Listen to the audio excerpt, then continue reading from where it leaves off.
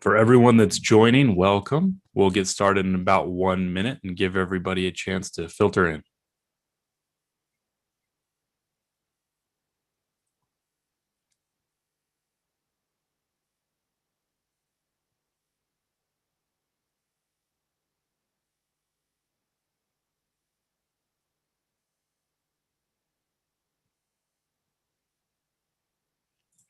All right, I'm going to do a video and audio check. If you can hear and see me, go ahead and put a yes in the chat.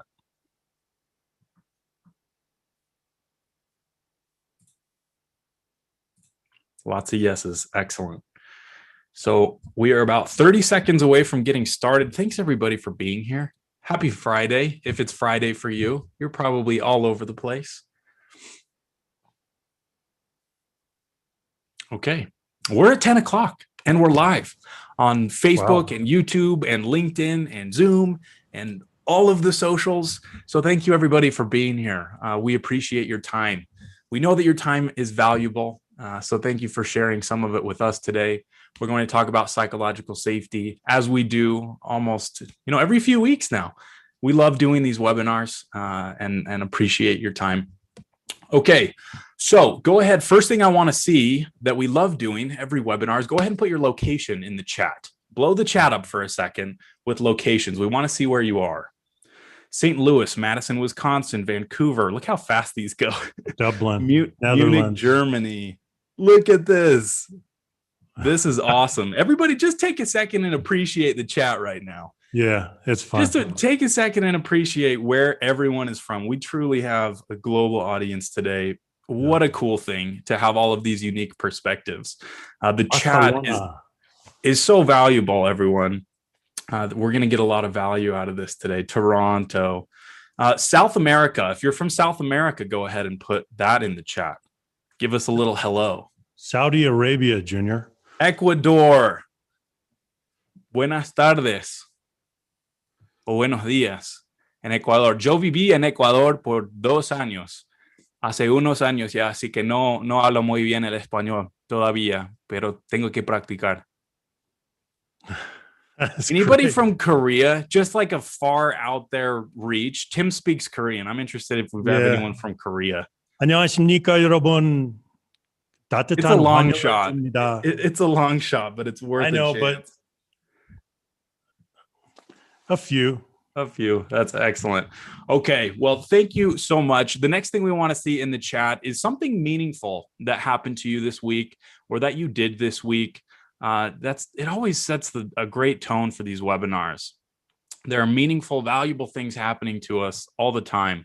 And I want to take just a second. Got my second COVID shot, Junior.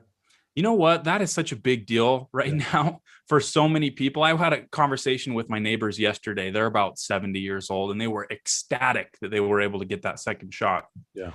And they hadn't seen their family or interacted with them for so long. Such a cool thing. Yeah. New dog, new master's program. Wow. Visited my dad at the clinic. Yeah, it's great. Your daughter's 9th birthday. That's awesome, Heidi. Yeah. Lost 28 kg. Excellent. Your oldest son turned 20. A dance party with your 5-year-old Daniela. I can relate to that. That is awesome. Yvette received flowers from a friend. Julian's wine order arrived. Excellent. Maybe you can sip on that while we have this webinar. Tony Ferguson, still kicking. You know what? At the end of the day, that's a great thing to be excited about. Philip retired. Philip, congratulations on retirement in your career. Yeah. That's awesome. William, reinvented myself again. That's a constant process. Bought a tandem mountain bike. Kathy, that is pretty cool. That's fantastic. These are excellent. Well, it looks like we all have a lot of good things going on, huh, Tim? Yeah. What about you? A lot of great stuff. How's your week? Great. Just absolutely fantastic. We're here in sunny Salt Lake City, Utah area. We got some good snow, so we're out of drought conditions, and we're very grateful. Yeah. Sunny relative to Antarctica, I guess. Yeah. Okay. So next thing we want to do, you're here for psychological safety. So if you've read the 4 stages of psychological safety, go ahead and put a yes in the chat. If you have not read the book yet, we highly encourage you to read the book. It is a foundational material for almost everything we talk about during these webinars. A deeper dive in the 4 stages model, a little bit of background on psychological safety. It's a must read. And if you have read it, one of the things that would help us out tremendously is giving us a review on Amazon. We're slowly growing those reviews, and it helps get the word out. As you all know, this is a topic that the world desperately needs. And so anything we can do to get the word out is fantastic, and we appreciate the reviews so far. Let me share with you, before we dig into the content today, Leader Factor's mission.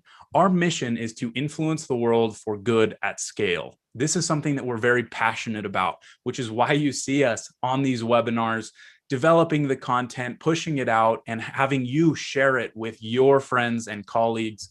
It's something that is so desperately needed in today's world. And we encourage you to share this content. And we want to acknowledge the common thread among all of us today. We care about people. That's something that we notice during these webinars, our trainings and certifications. It's such a fantastic audience to engage with because we care about people. So thank you for caring about people. So let me go ahead and introduce Tim. Tim, for many of you, probably needs no introduction. Tim is the CEO and founder of Leader Factor. He's an Oxford-trained social scientist who's been doing instrument design and research in this category for several decades. And we're ecstatic that he's able to carve out some time to make these webinars with us and have these conversations. So we want to take advantage of his time and insight and experience. And so if you have questions throughout this webinar, go ahead and put them in the chat. We've got our team members moderating chat in Zoom, in Facebook, YouTube, LinkedIn. And so we're trying to get all of that synthesized and put into these webinars as fast as possible live while we're doing this. And so go ahead and do that. Tim, anything you want to say? I'm just happy to be here, and I'm ready to jump in. Oh, I love it. Let's get going. Okay, let's get going. So we're going to talk about how to fix a toxic culture. And this is an important, and it's a thorny issue. It's a tough issue. It's one of the most difficult problems that you may face at some point in your professional life. We all deal with it, I think, in some way or another. But so this is the agenda. We have six kind of steps that we're going to walk through. But before we do, I want to back up and I want to talk about what a toxic culture is. So here is what we call a culture continuum. And it runs at one end, as you can see, from a healthy, productive culture to the other end, to an unhealthy, destructive culture. So that's the continuum. Now, toxic means that we're going to the far end of that unhealthy, destructive end of the continuum. We're way over there. Toxic means there's infighting, there's drama, there's abuse, there's immoral and illegal behavior. Now, most organizations are dysfunctional. It's only a matter of degree, right? We know that.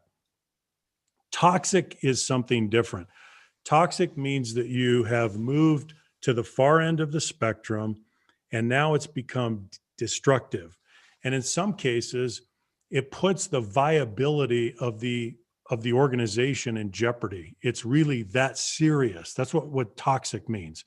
And then, of course, it's creating a destructive influence to individuals.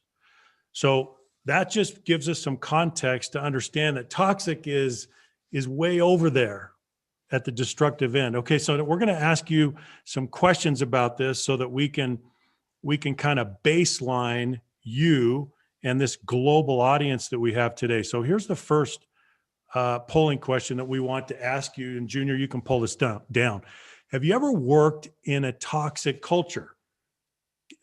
Based on this definition, that it's become destructive to human beings and may even put the very viability of the organization at risk. So you should see that on your screen, everybody. We've got about 60% voted so far.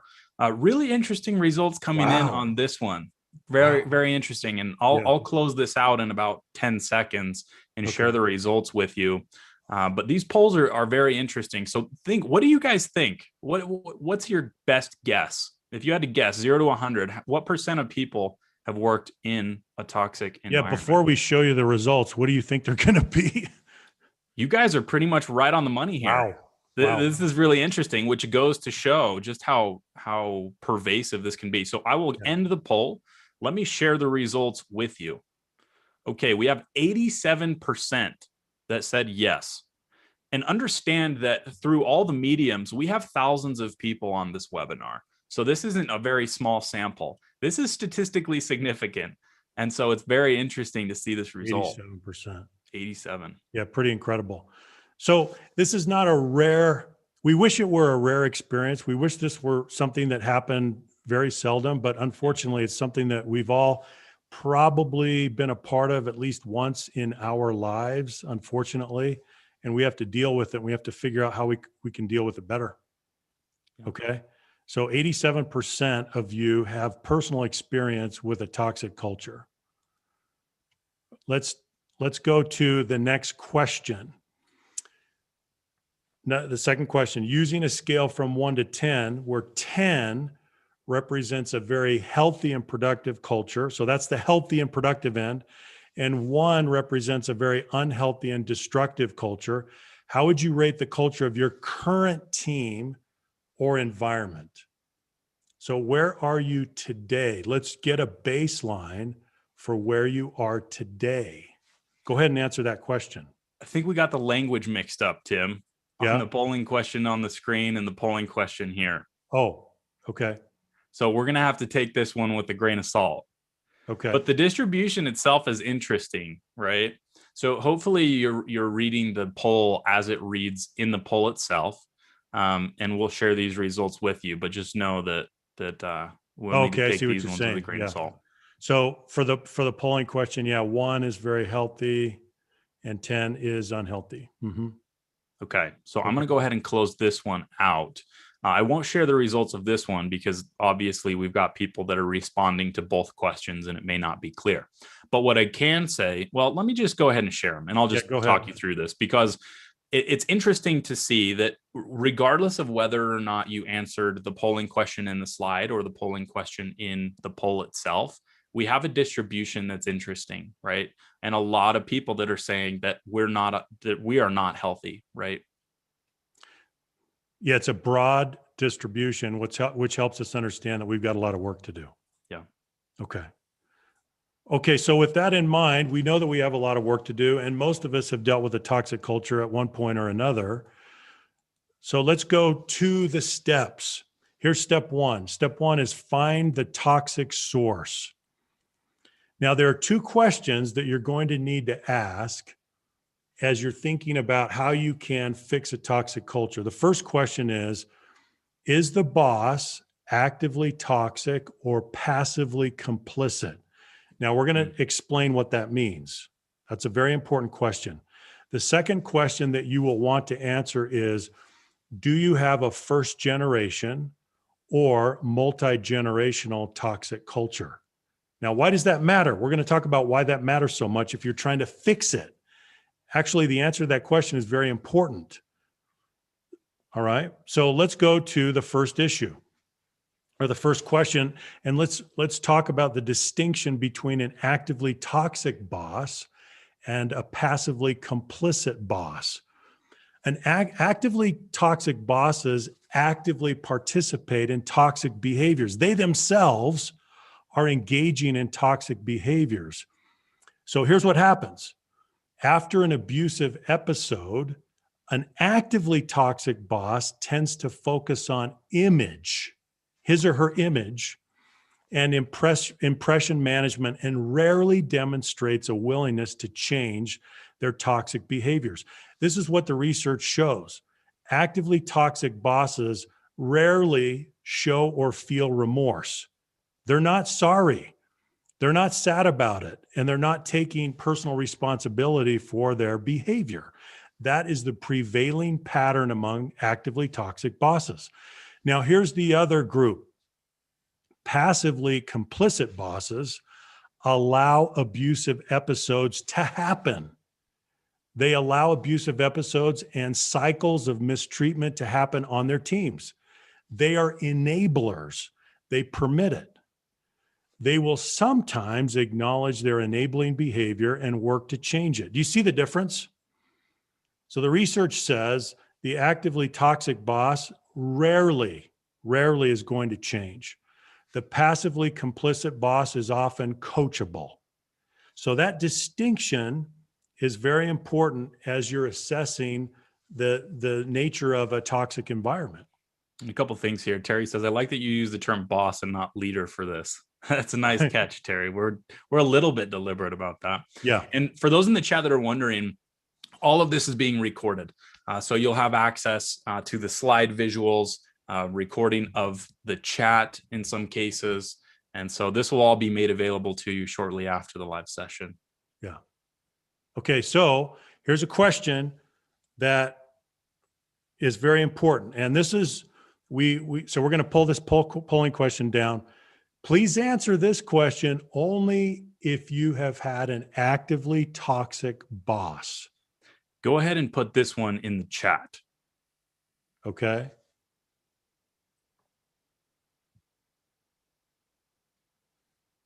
Right. So did your actively toxic boss change and become an effective non-toxic boss? Can you guess what the research says? Almost never. There's a 5% chance or less that an actively toxic boss is going to change his or her behavior. Okay.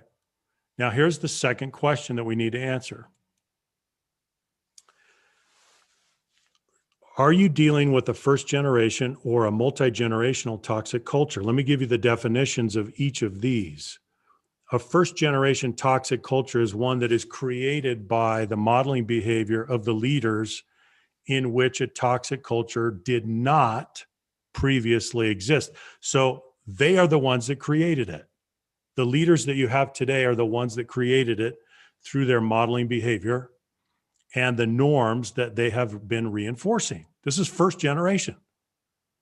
Now, on the other hand, a multi-generational toxic culture is one that is created by the modeling behavior of leaders in which a toxic culture did previously exist, and the current leaders adopted and perpetuated the patterns of toxic behavior. So you have inherited the toxic culture. It could be second generation, it could be third generation, it could be 10th generation, but it's perpetuated by the next leaders and the next leaders and the next leaders. They perpetuate it, they adopt the norms, the toxic norms, and then they continue to do that. Now, let me ask you this question. Go to the chat for this. Why does it matter if you're in a first generation toxic environment or a multi-generational toxic environment? Who cares about that? Why do you think that matters? What do you think? More embedded, more pervasive. Yeah. The multi-generational is more difficult to change. Exactly. The willingness to change can be different. Yeah. The role models are often brought up in that culture. Yeah. Right. Yeah. Easier to impact first gen. It's very, very difficult to change a multi-generational culture because it's entrenched. It's calcified. It is fossilized, right? When in the study of organizational culture, we talk about fossilization. If it's a multi-generational toxic culture, chances are you're dealing with fossilized behavioral norms. What's it going to take to uproot those, to dislodge those? It's going to be more difficult often because they've been around for so long and they've been perpetuated. Joshua says in Sweden, we say it's in the walls. That's cool. Oh, really? That's interesting. It's in the walls. That. Great metaphor. Yeah. Yeah. Fantastic. Okay. So step 2, remove or coach. This is basically a synthesis of all the research. If you have an actively toxic boss, that boss must be removed. There's not a workaround because you have a 5% chance or less that boss will take responsibility for his or her behavior and change it. So we have to remove the toxic boss. If there's a passively complicit boss, we try to coach that person. There's a possibility, there's a much greater possibility, I should say, that that person is coachable.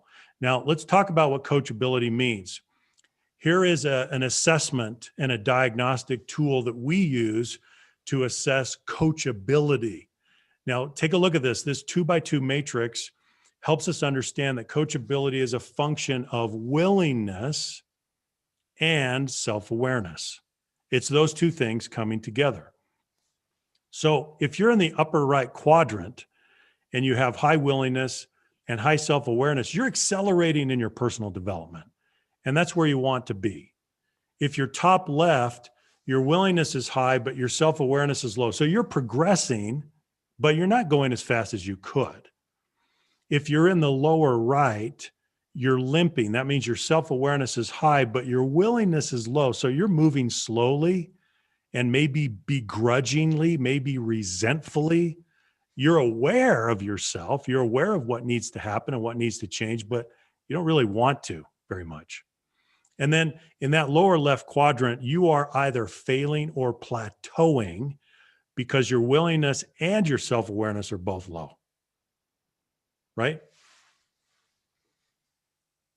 So that's a diagnostic tool that you can use for yourself and for those of you who may be leading teams or parts of organizations. You can use it as a diagnostic tool for your team members to plot them on the tool. Tim, do you see any patterns here in your work with executives? Do you usually see that it's a willingness problem, or is it usually a self-awareness problem? Any insight from your experience? I thought, that's really an interesting question. Early on in my career, I thought, well, most executives are highly self-aware, and it's just a matter of pushing forward, and they're highly willing. It's actually not true. We work with all kinds of executives who are what we would call low self-monitors. They really lack in self-awareness. They have not been able to crack themselves open very well and really conduct a searching self-inventory. They really haven't done that. And so we give them exercises to help them do that. They think they're self-aware, but they have all kinds of blind spots, and they don't realize that they're not nearly as self-aware as they thought. I think an interesting point here, we've got a couple people mentioning this in the chat, that it would be an interesting assessment or at least exercise when evaluating potential promotion. And this is something that's very interesting when we talk about multi-generational toxic cultures. If we're not evaluating these types of criteria as promotion criteria, then we can work ourselves into a difficult position. And we get between a rock and a hard place because we've started to put people in higher positions in the organization that have not demonstrated a capacity or pattern of behaving in a coachable way, right? Yeah. So I think that's pretty interesting. So let's do a summary so far. Here's a summary so far. A toxic culture means individuals are exhibiting toxic behaviors. That's pretty obvious. To fix a toxic culture, those individuals must stop exhibiting toxic behaviors. So those are two premises. A toxic culture is always a reflection of leadership. Now, you got to think about that. It's always a reflection of leadership. Leaders are either actively toxic or passively complicit, meaning that they are allowing others to be toxic.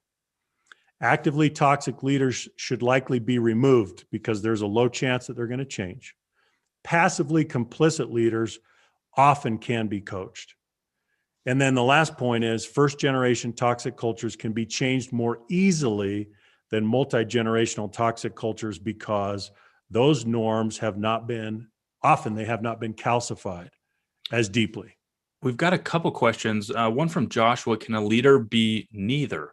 I think that's an interesting question. And yes, these are the two dominant categories when it comes to toxic culture and why it happens.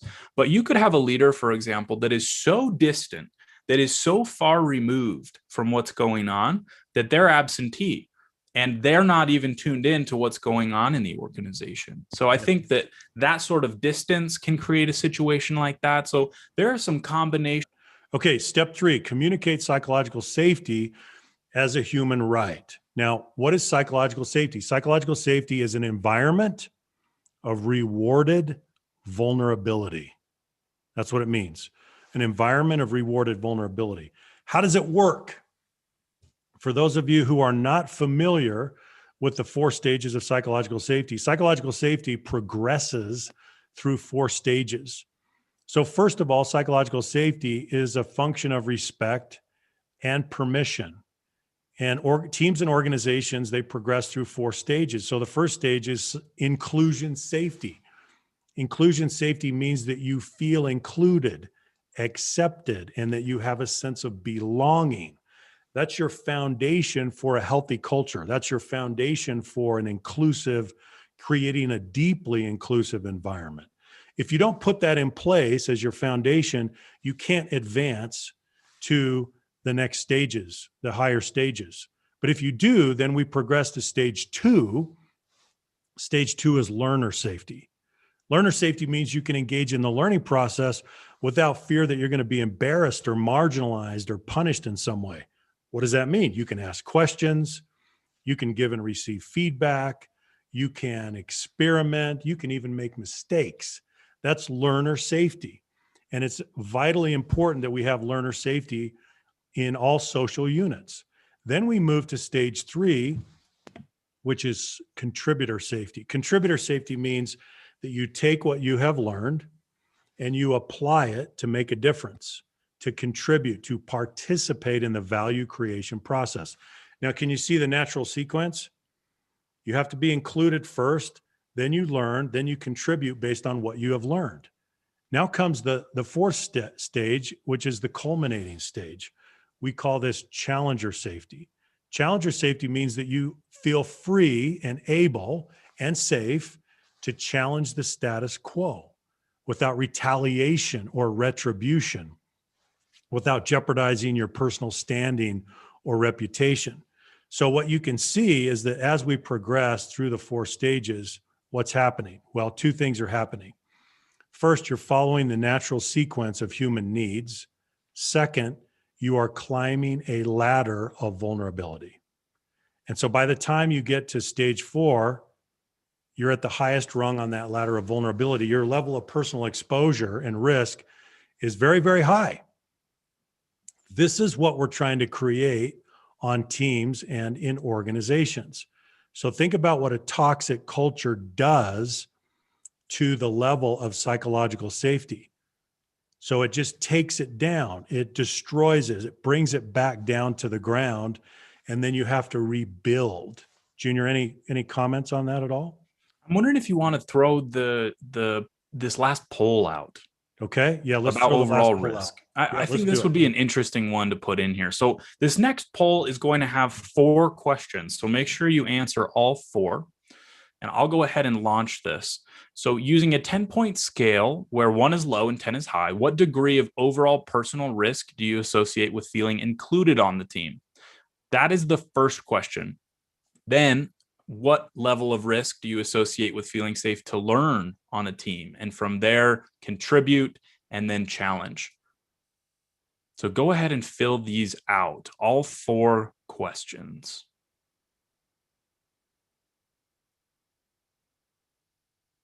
I think this one's going to be interesting. And it's part of how we discovered and created the 4 stages model. Looks like we've got, it's climbing. Go ahead and get your votes in there.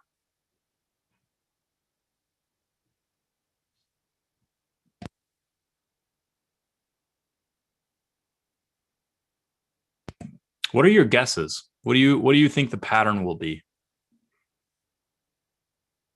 If you can't submit your vote, make sure you've answered all 4.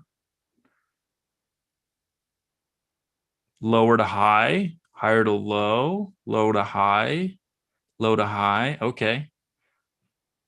I'll give you about 10 more seconds. So I know we need to move on.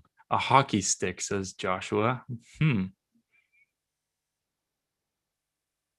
Okay, here we go. Let's go ahead and end this. I'm sorry for those of you who are still in the middle of it.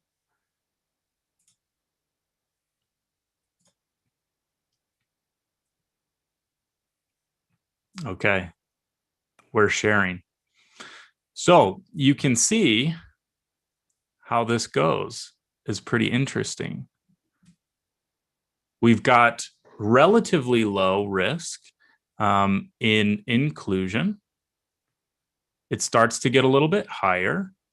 And then you can see 25% in question 4 say that the personal risk of challenging the status quo is a 10. Tim, I think you're muted.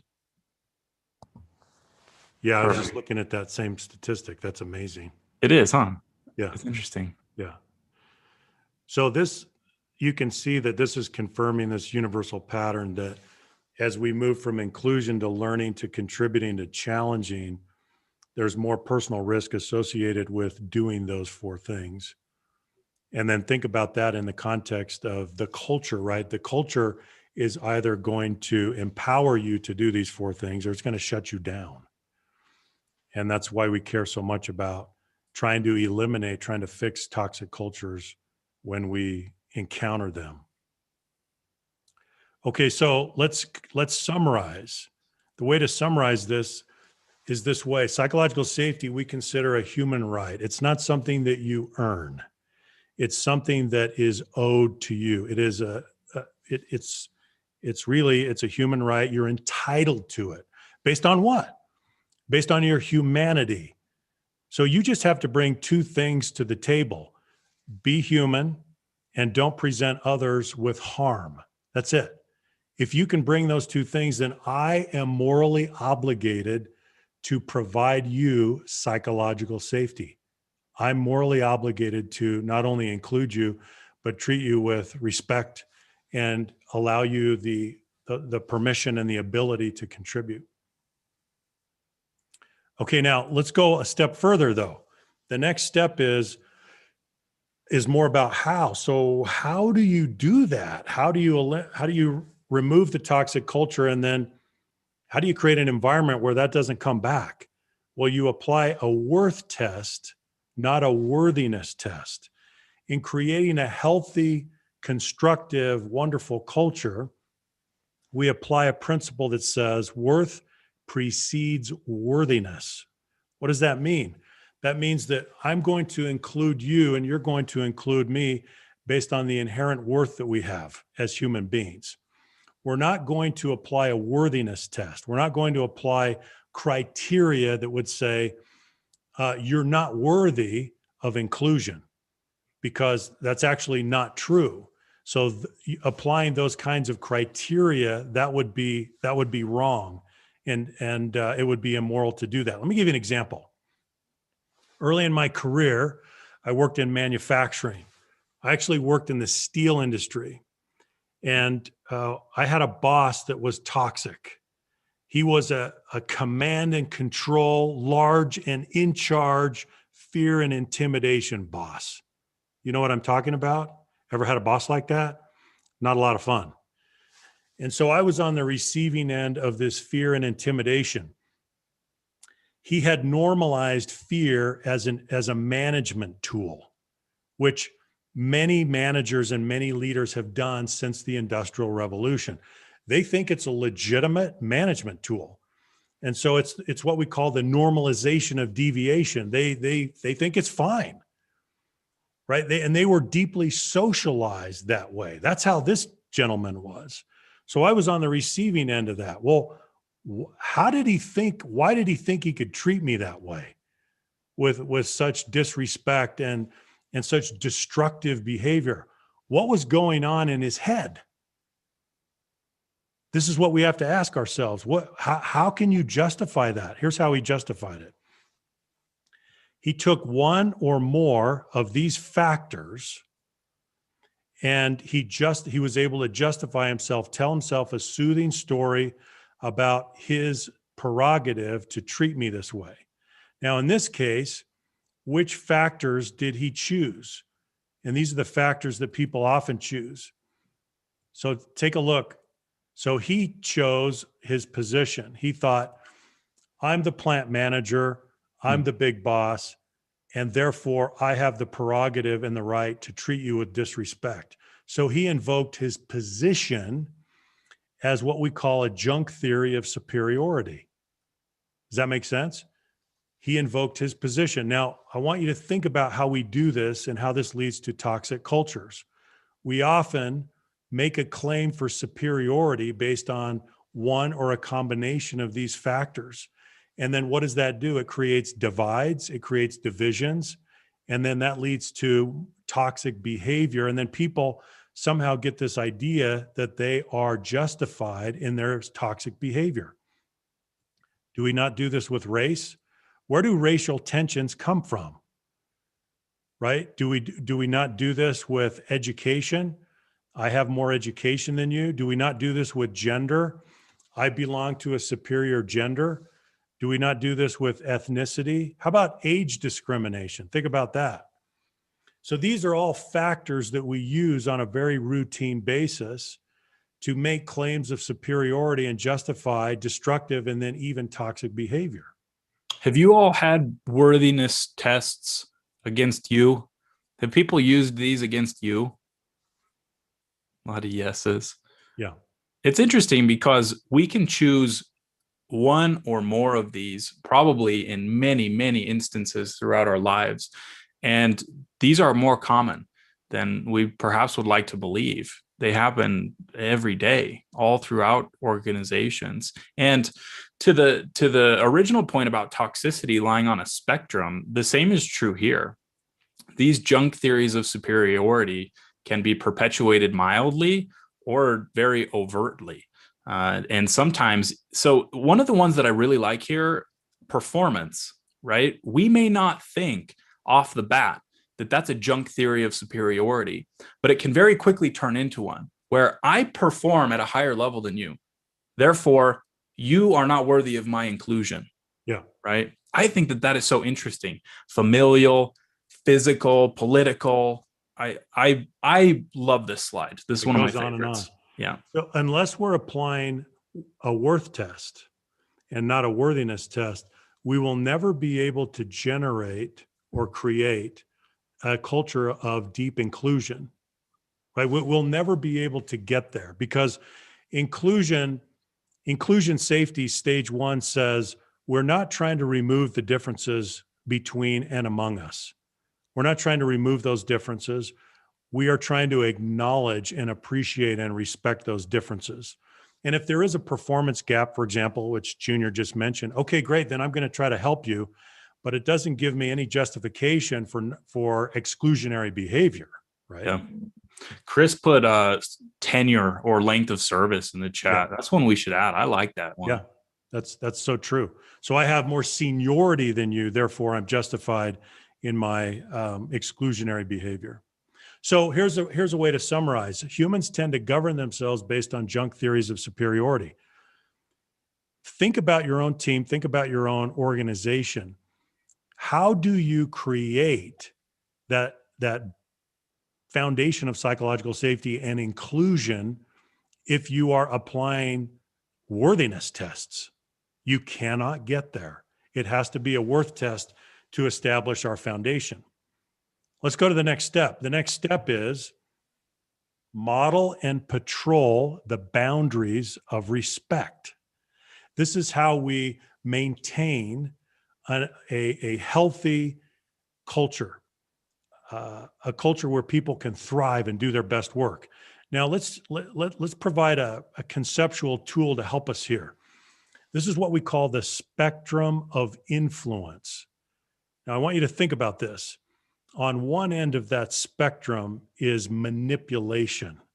Manipulation is a way that people often try to influence each other. Manipulation is based on the principle of deceit. Now let's go to the other end of the spectrum of influence. Coercion is on that other end, that other pole. Coercion means what? It means we're trying to muscle people. It's based on the principle of force. We're going to muscle them into doing what we want them to do. So on the one end, we have our tricks, manipulation, all the tricks that we might want to use. On the other end, we have our power tools. Many people, many leaders are socialized and they are taught to use these ends of the spectrum of influence. Let me reach for manipulation. Let me reach for coercion. And what they don't understand is they're not leading anymore. They have abdicated leadership in the true sense of the word. So what's in the middle? What's in the middle of the spectrum? Persuasion. Persuasion includes all of the legitimate tools of influence. So I have a question for you. Let's talk about this for a minute and go to the chat. What are the legitimate tools of influence under the heading of persuasion? What are we talking about? What would you use? If you're not going to reach for the tools of manipulation and you're not going to reach for the tools of coercion, what do I have? Christy says discourse. Catherine, facts. Lauren, enrollment. Jason, inspiration. Joshua, sharing stories. Joy, education. Josh, invitation. Kobe, education. Honest conversations, discussion, inclusion, involvement, awareness, respect. Lori, information. Roger, dialogue. These are fantastic, everyone. Michelle, legit educating. David, enthusiasm. Andrew, data. Elizabeth, transparency. Yep. Facts, respect. Encouragement. Understand the other's needs first. Mm-hmm. Man, your comments are a course alone. Thank you, everyone. That's what's in the middle. That's what's in the middle. That's what's in the middle, guys. You nailed it. And so what do we do? And it doesn't matter if you have title, position, or authority. It doesn't matter if you're the CEO or if you're the last person hired. It doesn't matter if you're a manager or an independent contributor. We have an obligation to develop the tools of persuasion, because whether we have title, position, or authority or not, we will be trying to influence other people. And so we need to go to school on these. We need to come to mastery in the middle and not reach to the left or the right, because then we're abdicating legitimate influence. Tim, do you think that this spectrum of influence and these behaviors that we're talking about apply to individual contributors? Absolutely, 100%. And I just want to say, so Susie just said, starts with listening. Yes. Persuasion starts with listening. And then from listening, it usually, the natural progression is, it then goes to questioning. The best leaders that we work with, they lead through questions. It's an inquiry-based mode of leadership. They lead more through questions than answers. They have let go of the old imperial model of leadership in which they believed falsely that they thought they had to have all the answers. They were the repository of all the answers. That's the antique, that's the old model, the imperial model of leadership that said you needed to know everything. Can you imagine trying to lead that way in the 2020s in a dynamic, unforgiving, hyper-competitive environment? How can you lead that way? You can't lead that way. You've got to lead, and that's the sequence. Start with listening, then go to questioning, and then use all of those other tools that you guys have mentioned, those legitimate forms of influence. Fantastic. Now, let me introduce or share with you a corollary principle. And I mentioned this in the book, and I give some case studies. Fear is if I go into an organization or a team and there's fear, that's the first sign of weak leadership. Now you got to think about that for a minute.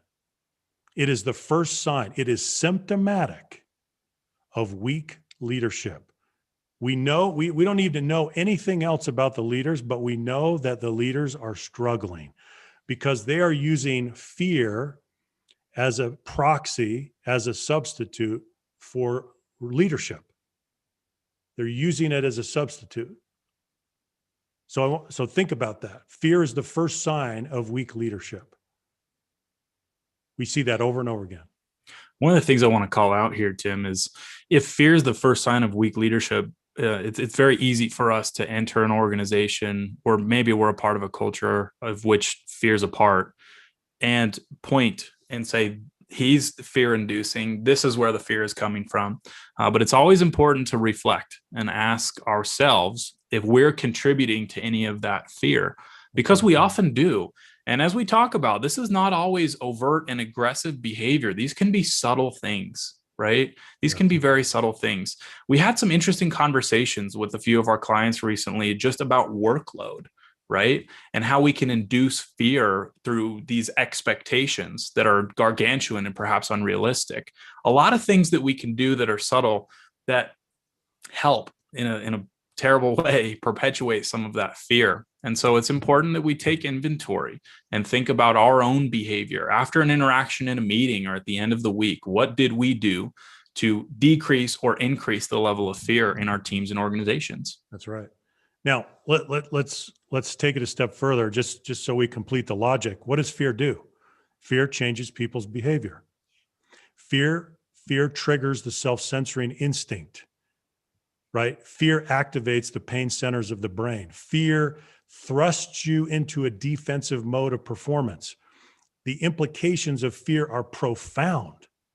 Can you do your best work when you're plagued with fear? No, you can't. Right? A fear-stricken team is not a team that's going to be doing their best work. So the implications are so important to us. And I love what you said, Junior. How are you affecting and influencing and contributing to that?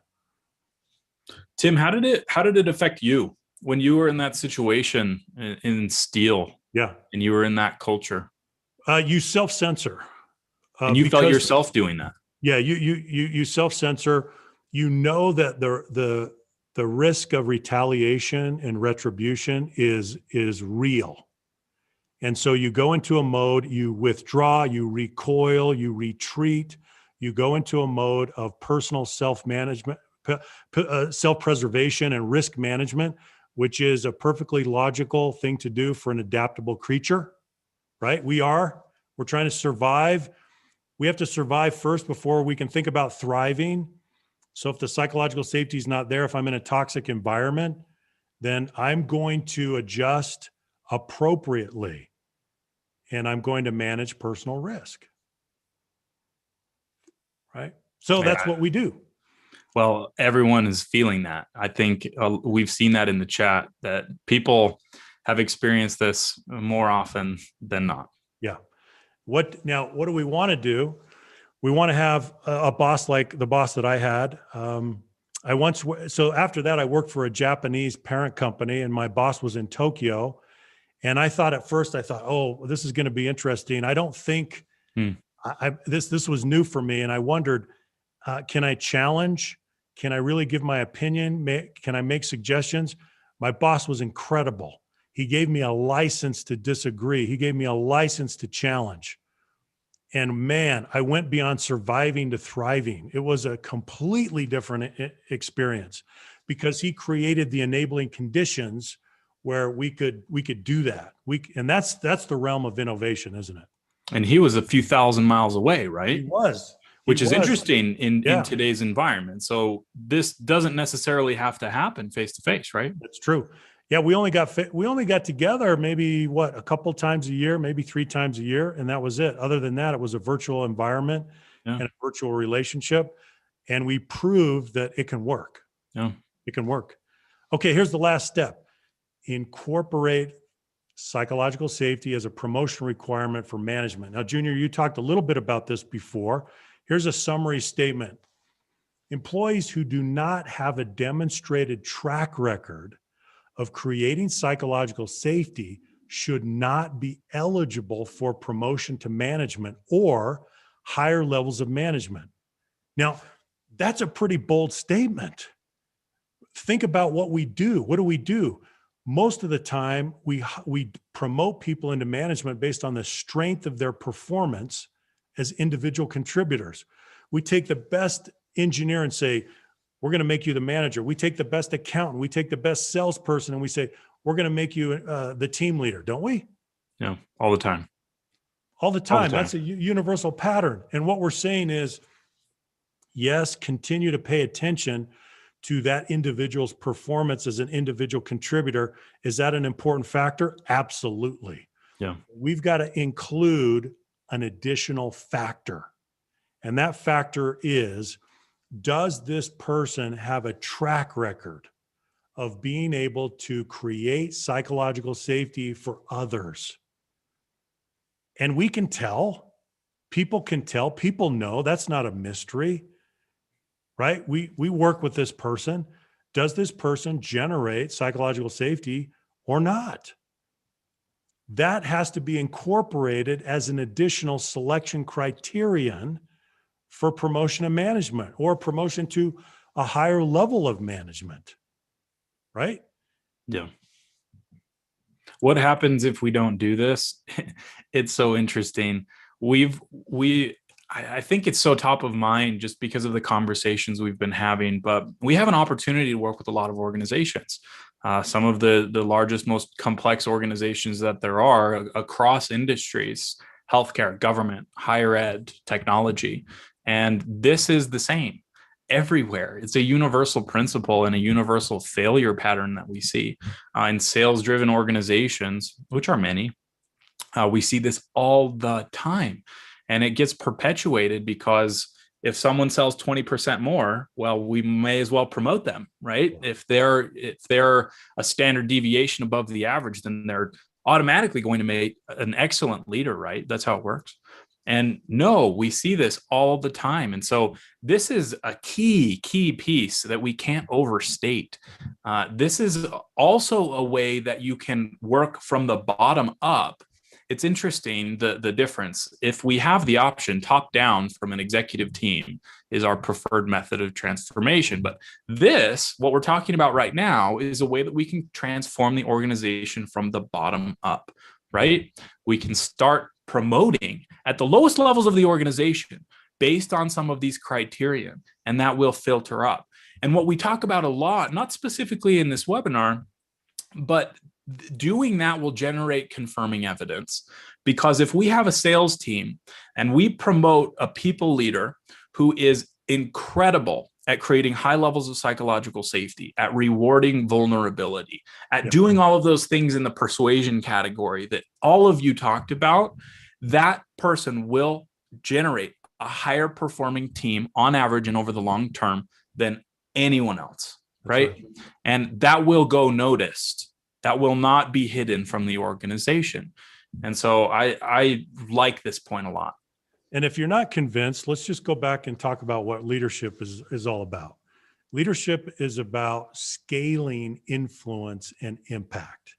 And when you move from an individual contributor role to a management role, the nature of your contribution shifts in a fundamental way. You go from direct contribution to indirect contribution. You have to go through a psychological transition in order to be able to contribute indirectly through others, and love doing that. Find deep satisfaction in that. Rejoice in the success of your people. Some people don't do that well. They shouldn't be in a management role. And I don't apologize for saying that pretty matter of factly. They really should not be managing other people.